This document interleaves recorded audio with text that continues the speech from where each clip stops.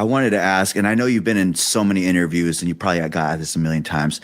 So how was it fighting Saenchai? Did you have to change your mentality to, all right, I can't be a fan of this guy, you know, I need to actually compete.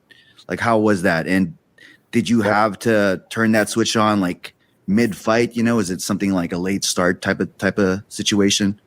Yeah, that's a good question. So when I signed the fight, my buddy Brian Popejoy, he has okay, boxing works in the Boone and Jantot. Yeah, so he has this giant collection of fights, you know, and so he lent me I had like 100 Saenchai fights they let me borrow, and I just watched those all the time.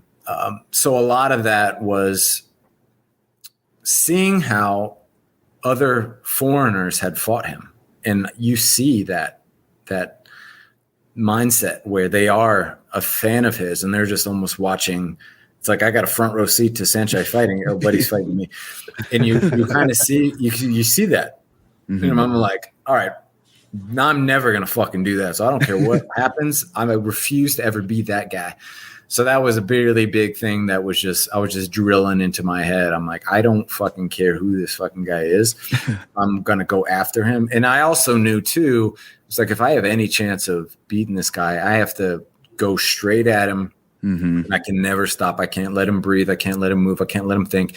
If there's ever a moment where he feels like he can play around with me, I've lost. Right. And if you watch that fight, he never plays around. Mm-hmm. So you flustered him, man. Yeah, that was such a vital thing for me to do. I was like, I didn't even think about it as far as like winning or losing this fight. Like, that was so far from realm of just not even a thought in my head. You know, I was like, I'm not thinking about this like, oh, I'm going to win this fight or I'm going to lose this fight. It's just like, I'm going to go in there and I'm going to make this the hardest fight he's ever had in his entire life. And if I can come out of this and he feels that way, then I'm going to feel victorious whether I win the fight or not. That was such a pivotal thing for me to not be. I was like, I'm not going to let him put on a show and just be another, I got in there with Saenchai, but you know, he just played around. And like, I'm going to make him fight.